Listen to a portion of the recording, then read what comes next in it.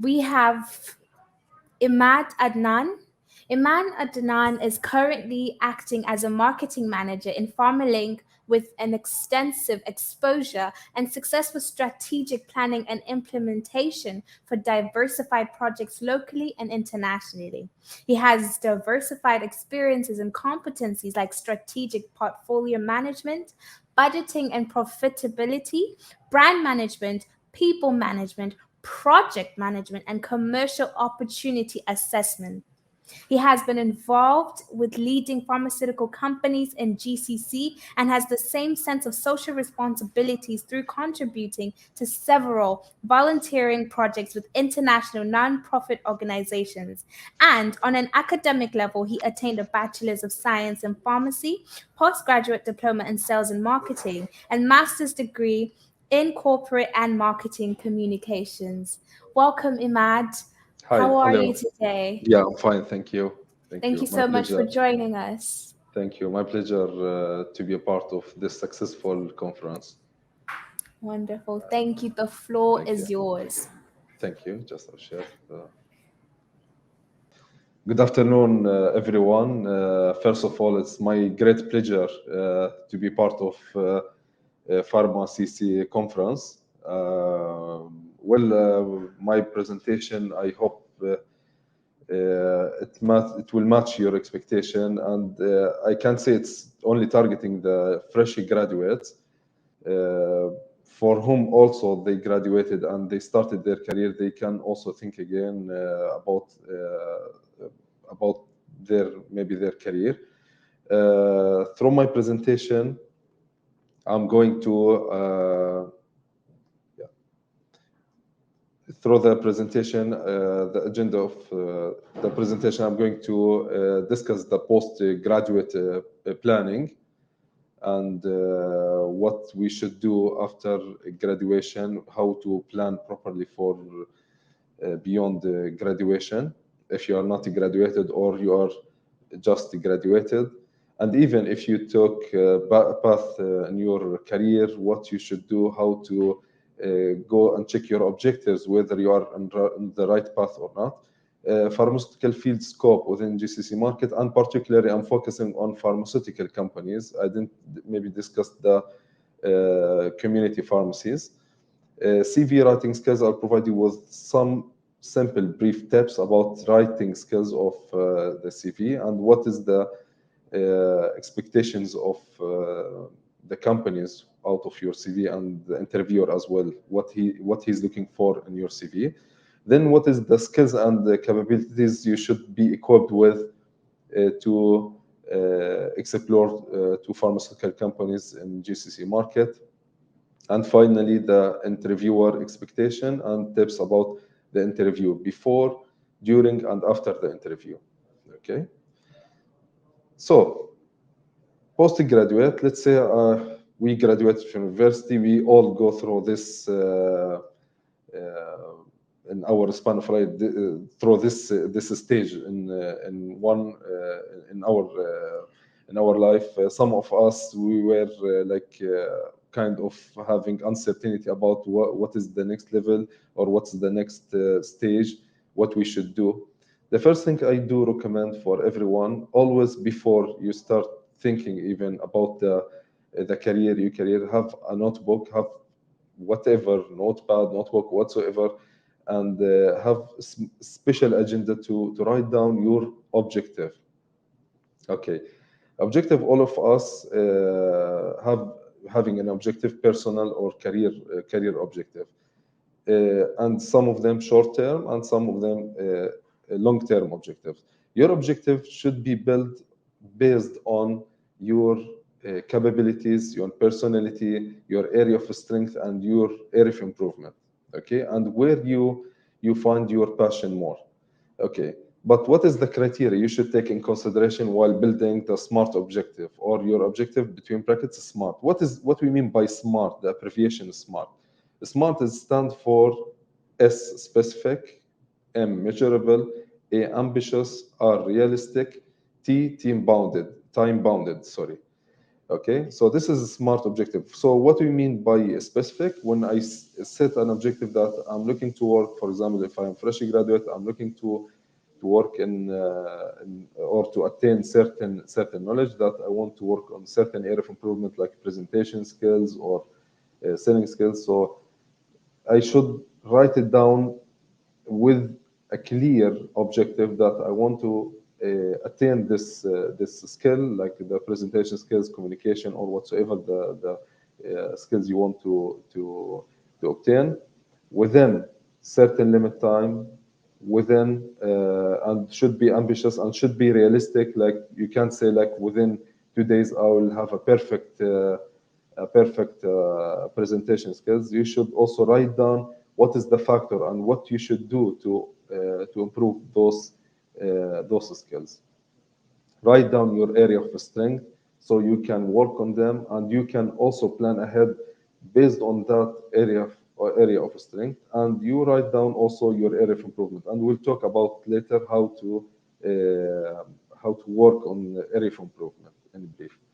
Networking, write down have your mobile in your hand and write down all of your contact you have in your network through social media or through your mobile contact. Write them down on your notebook or your iPad and try to get in touch with those people. Okay, this is very important factor. It's not enough to just send your CV or to communicate through the email and send the CV via email only. You should get in touch with your network to know and to be up to date about what the vacancies and what's going on in the market as well. Follow up your passion. Don't be a generic or copying others. Okay, be yourself. And the previous speaker also she have highlighted this point about following the passion and be yourself, because I know many people whom they follow others' passion and they were generic by just copying others' passions and others' dream, and they end up after a couple of years they lost the passion and they found themselves that they are in the wrong path. If you do so, it's never late. You can go one step back, then rearrange your papers, I can say, and then plan ahead again and never being late. And you can again start or take the path where you find your passion, and then you will be a successful. Target the opportunities by searching into, as a fresh graduate, search through all channels or possible channels for the opportunities or opening in pharmaceutical companies. Okay, and try to get in touch with them through sending emails and sending the CVs and through connecting with the employee within these companies if you have a connection there as well. Follow up on your application, or if you got any inquiry or contact, to make sure that your CV had been forwarded or reached to the target person. And as well, the follow up not only on sending CV, on follow up process as well on your objectives, and it should be a continuous process as well. Okay, next. Now we'll talk in brief about pharmaceutical companies. Many fresh graduates, they have perception that if you are working in pharmaceutical companies, you have only the scope of working in sales and or marketing. Okay. However, there are some other scopes to work within pharmaceutical companies, and I do strongly recommend that to start with sales, even if I can say you don't have the experience, because starting with sales, it will provide you with a great exposure to different dynamics in the market, and that's why I put sales in the chart in the next slide. Okay, next. In the next slide, I put sales in the core. Okay, so out of the sales, you'll be having more exposure to market dynamic, more deep understanding to I can say the consumer behavior, healthcare providers need, hospitals and healthcare segments as well.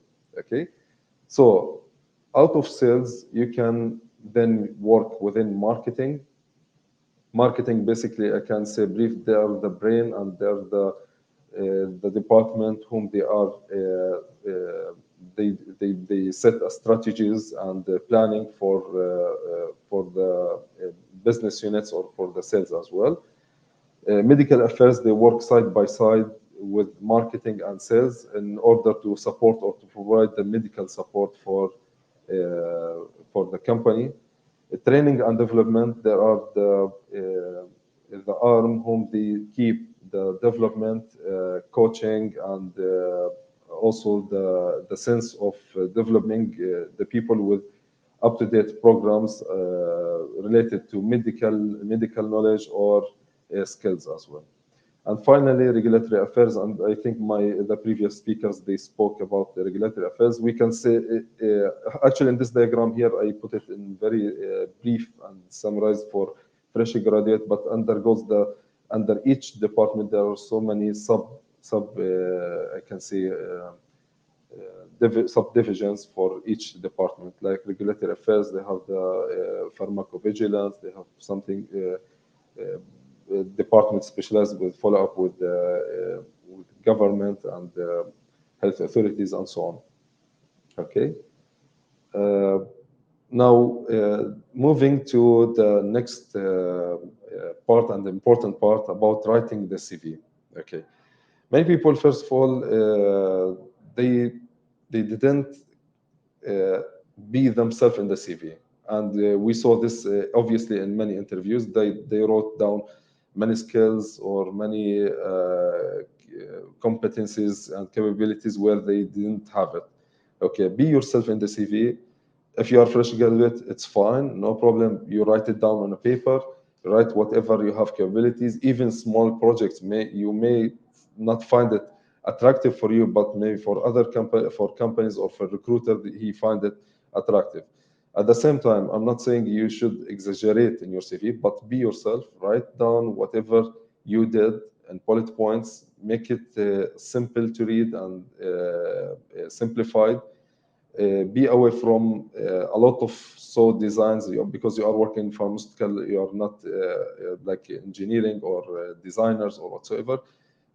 At the same time, you can consider to be in a good design, but over designing and over usage of arts or artworks, it won't be of an it may sometimes not of an added value, and will dilute the focus of the interviewer from the major content of the CV. Okay, so first, your CV should demonstrate your unique blend of skills and experience.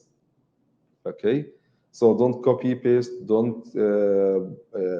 It's okay to get exposure to know the templates of other CVs from recruiters, from to learn how to write it through soft courses and from internet. However, be yourself and write down whatever skills you possess only. Keep it simple, as I mentioned. Your choice of font, layout, etc., to make sure the employer or employer carries on reading your CV. Okay, don't be generic again, and I'm repeating it, and I'm focusing this point. Don't copy others. Don't copy others. Please be yourself and try to follow your passion again. Check again. The update process is continuous. Even whenever you do a simple project, a simple course, whatever training, you should add it and update it to your CV along with letterhead. Should be up to date with the dates. And if you acquire certain skills or capabilities, then you should add it as well. Okay, next. So what sort of skills, capabilities we need to be equipped with? Being working in a pharmaceutical field, there are certain skills and capabilities the employer is expecting you to have it, like to be a team player.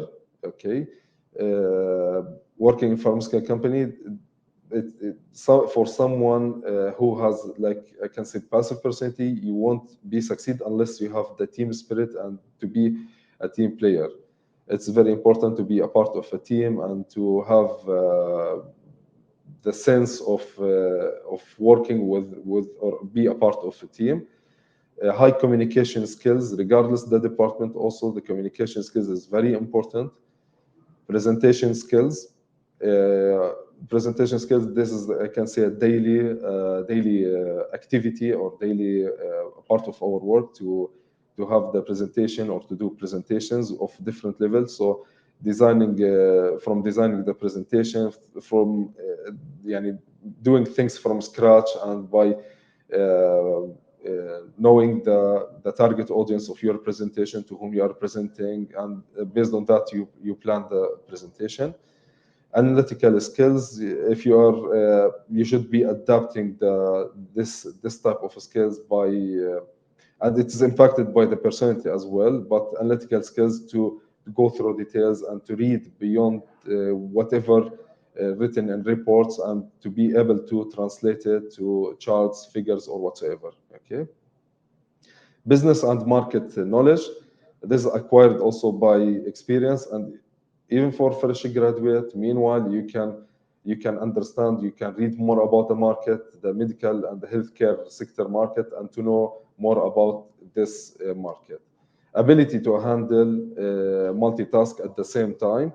So this is very important to be able to handle multitask. This is endless, can say, work style, because the job of starting of sales or junior medical representative or junior regulatory affairs officer or whatsoever the position you will start with, you will be have a lot of tasks to do at the same time, and many tasks. So you should have kind of combination between a proper time management and handling or multitask handling as well.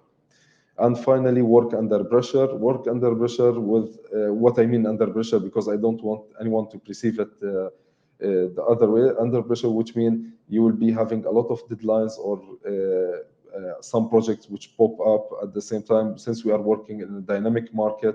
So you should have the sense and the urgency to act accordingly. So this type of internal or external deadlines or pressure should be you should be a kind of person to be able to handle it. If not, you should adapt to do so as well. Okay. So you should ask yourself two questions. The first one: what are your area of strength and your area of improvement? I encourage each one of you right now, to write down on a paper the your area of strength and your area of improvement. This exercise, we call it, this in very simple daily activity or daily life, day-to-day life, we should do it, the self-assessment. You should ask yourself what I'm good at and what I need to improve. Okay. I encourage each one to remove from your mind the word, because many people, they use the word weakness. It's not weakness, it's area of improvement, because all of us, we keep improving, and the moment you stop improving and you said you are saying to yourself that I am perfect, I'm fine, then certainly you will never learn anything else. Okay. So right now, write down at least top 3 strengths you have it, and top 3 area of improvement. Or at least if you start with 1 area of improvement, it's fine. For those areas of strength, okay, if you are a fresh graduate, for example, or you are a graduate already from pharmacy college, those strengths, how you can utilize them and how you can make them work on improving them, or to use them in your career, and what career it match those area of strength. So I repeat what I have mentioned now in this slide regarding the self-assessment process.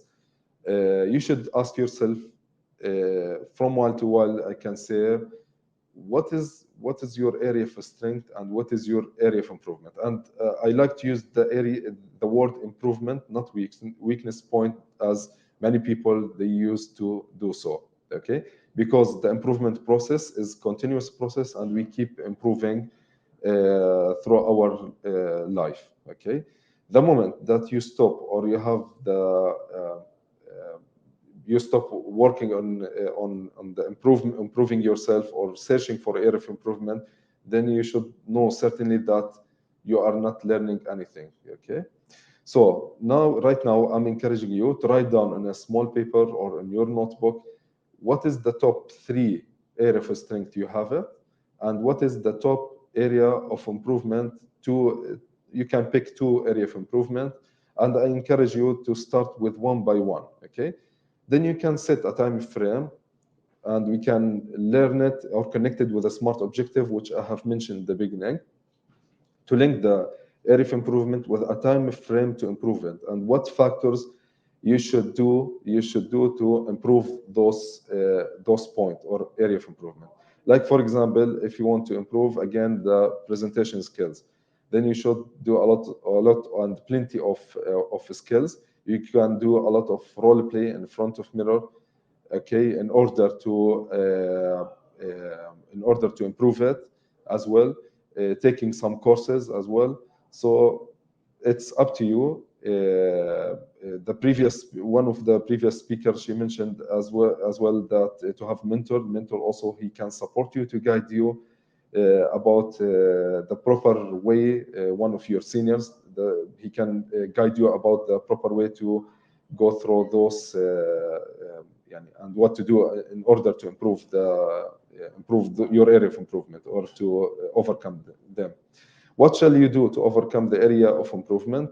So simply you can decide based on your situation, based on your mentor as well, your manager, your someone could be from your sector who is close to you, who can support you and help you.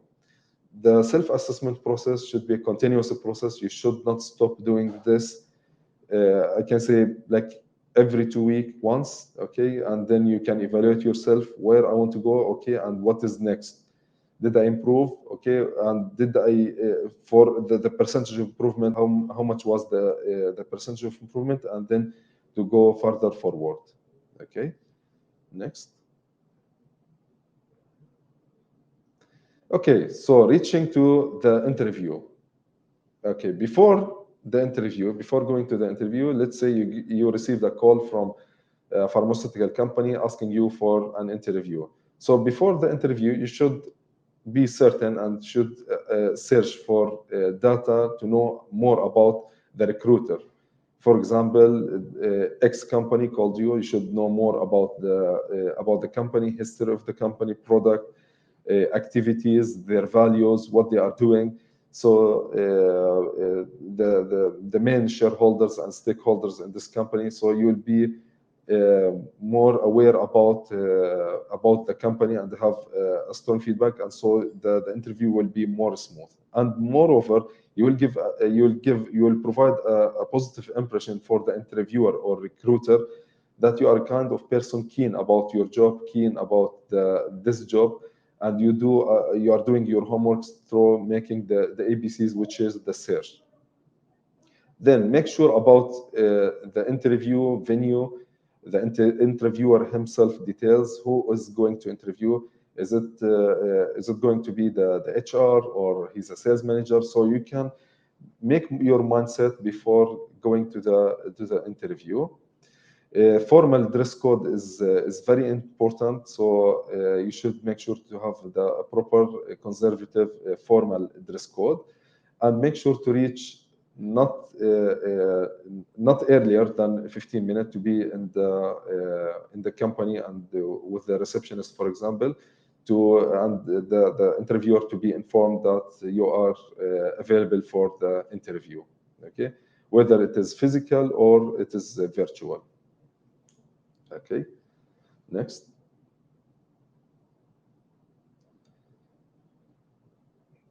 So choosing the proper dress code. So whatever the dress code you would like to choose, here, just again to recap, that formal dress code will be suitable.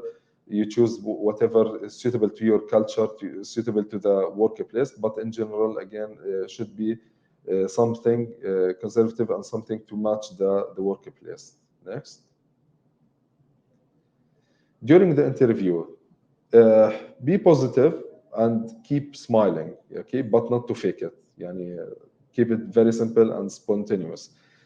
How you being positive? Being positive during the interview, through even the interviewer, he can, those people, they are the interviewer or the recruiter, they are like skillful enough to know you are a kind of positive person or negative person through your attitude, through your answer, through your action, through asking you certain questions of situations, life situations from your previous work, and how to handle it, and how did you handle certain situation from your previous work. Give attention to your body language. Example, for example, the eye contact. Don't look here and there while you are doing the interview. Try to keep an eye contact with the interviewer, and avoid distracting habit like chewing gum, playing with keys, your keys in your pocket or flailing inside your bag, your mobile on silent mode and inside your pocket or bag or whatever. So try not to have any kind of distracting habit. Your seat should be firm and set properly, and to be like good sitting and comfortable as well. Because some people, they sit in the edge of the seat, and where they won't be comfortable while making the interview. Be realistic in your answer. Be structured in your answer. So how to be realistic in your answer when you are talking about your accomplishment? Some people, they always, whenever, for example, they are doing project, they keep saying I. So providing an answer by having or talking about yourself only, while that X project, for example, had been done with a team of members, it will give an impression for the interviewer that it's not kind of realistic, and you have certain type of behavior where you are kind of one man show or whatsoever. Okay, so try be realistic. If you did something by your own, it was an individual project, then mention that you did it alone. If it was a group project, mention that your role exactly among the team members, and what was your contribution to those team members. How to be structured in your answers. Start simply to explain the ideas of the question, and go direct to the point.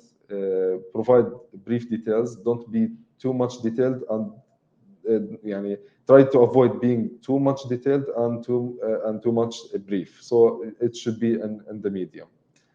Provide example for each point. Whenever, if you mention that you are kind of you have the team spirit, you should provide example of team spirit. For example, you are kind of problem solver, or you have, for example, high negotiation skills. You should mention, or it's preferably to mention an example of a situation where you were able to negotiate a deal, or negotiate something to drive result, or to get the result out of this negotiation. I mean, a positive result. Okay, next. So after the interview, you should follow up and seek feedback from the interviewer. Give the interviewer 1 day, okay, 1 day or 2 days, and then seek for a feedback about it.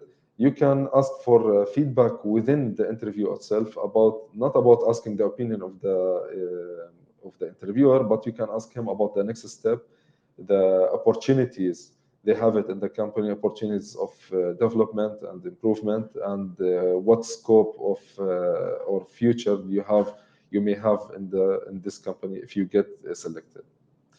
Okay, then after that, a part of the follow-up process, track recruitment progress, and know where you. Okay, I think I reached to the end of the presentation about the interviewer expectation, and following the presentation, what we shall do, simply to have the follow-up and seeking feedback, and tracking as well the recruitment progress and the process. Okay. If anybody from the audience would like to seek any support or regarding the recruitment or what to do to improve for improving or working on the smart objectives, they can get in touch with me through my LinkedIn profile. It Okay. will be my great pleasure. I wish Okay. all the best for everyone. Thank you so much for joining Thank us, you. Emad. Thank We've you. got a couple of questions here for Yeah. you. Yes. And let me just start with the first one.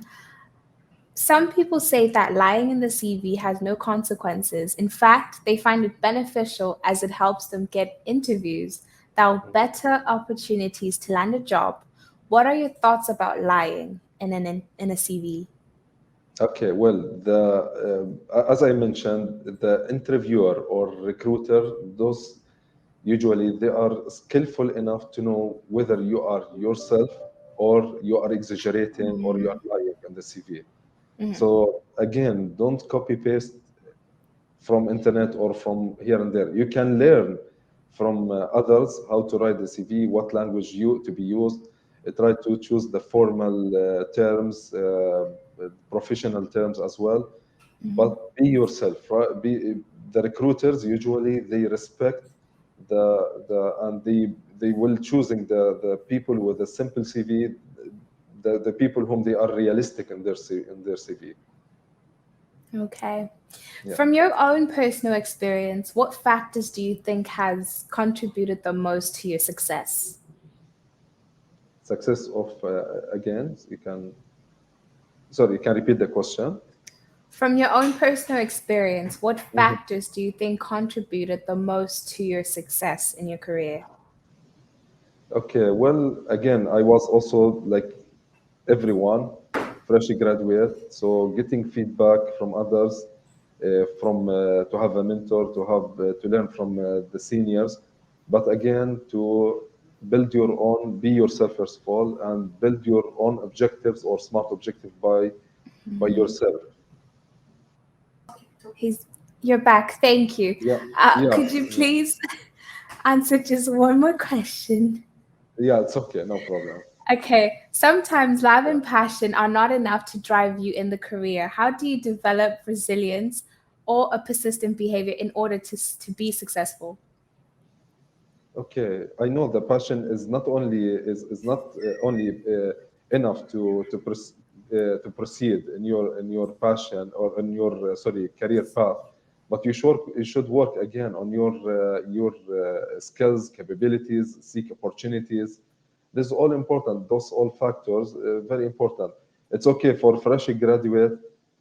You can compromise to have as the first job as internship, to work as Totally. internship to gain experience. And in my current company, a lot of people, a lot of employees whom they started work, they started as internship, and when they get in touch, when he or she, those interns, they get in touch with the company, and the company saw how they are good and the capabilities, the behavior and attitude, the positive behavior attitude they have it, they got recruited. So skills part is important, behavior and attitude part is very important. Usually, you asked me before this question about um, the, the culture we have it in our company or my current company. In my current company, Pharmalink, we are actually have a multicultural environment, and with an equal opportunity for development for all employee. Okay, the multicultural environment, Environment. exactly, and the equal opportunities for everyone whom they work or keen to work on their skills to develop as Yeah. well and to deliver as well. Usually they have it, and I saw it actually. I'm seeing this organization is a fast moving and fast progressing company comparing with many companies in the market. Uh, we are now almost 800 plus employee. We have the retail Wow. pharmacies. Yeah, so it's become like a huge A organization. huge, Yeah, yeah. yeah. Wow. Thank you so much, Thank you, thank Emad. you. It was wonderful having you here, and you wrapped up a lot Thank of you. the things that were spoken about throughout this conference. Mhm. So thank you so much for joining us, and please have a lovely day. Thank you Thank you. so much. You too, and wish you all the best for everyone. Thank you. Thank you. Thank you.